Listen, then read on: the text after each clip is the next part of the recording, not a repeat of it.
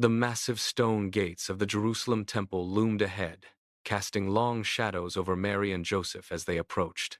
Every step was a fulfillment of ancient tradition. In her arms, Mary held the infant Jesus, wrapped tightly in clean linen, a small bundle of hope amidst the towering architecture of the holy city. Joseph walked beside her, his hands steady as he carried a small wicker cage containing two young pigeons.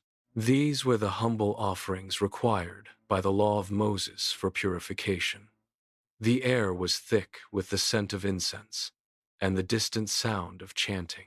They moved through the bustling courtyard, past travelers from distant lands and busy merchants, yet their focus remained singular.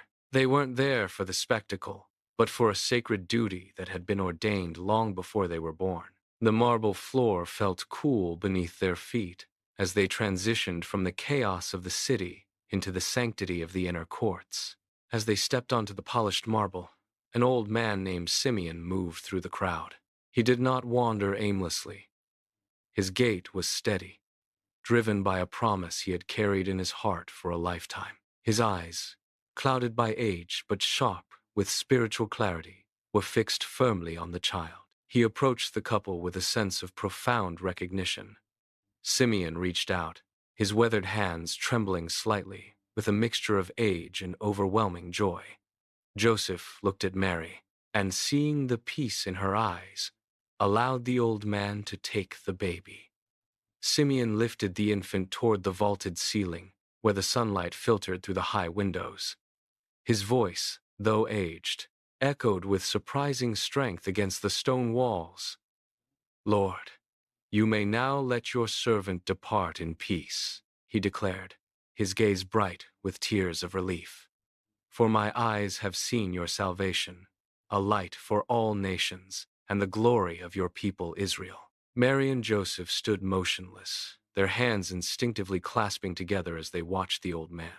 The atmosphere in the temple seemed to shift, the surrounding noise fading into a heavy silence. Simeon turned back toward them, his expression changing from joyful praise to a solemn, piercing focus.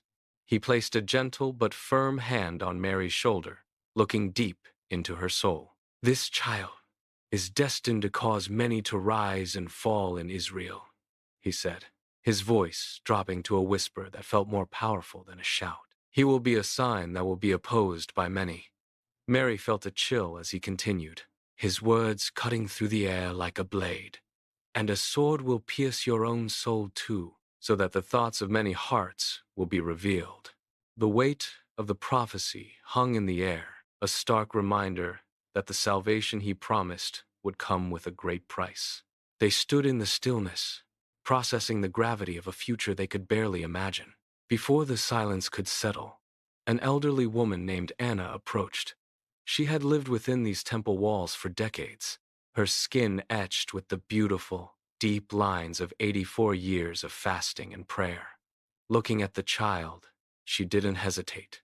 She raised her hands toward the ceiling, her voice high and clear as she began to praise God. She turned to the people gathered in the courtyard, pointing toward the infant with a conviction that demanded attention. "This is the one," she told them, her voice cutting through the temple noise. "He is the redemption for all who have been waiting for the freedom of Israel." Her words rippled through the crowd, like a stone cast into a still pond.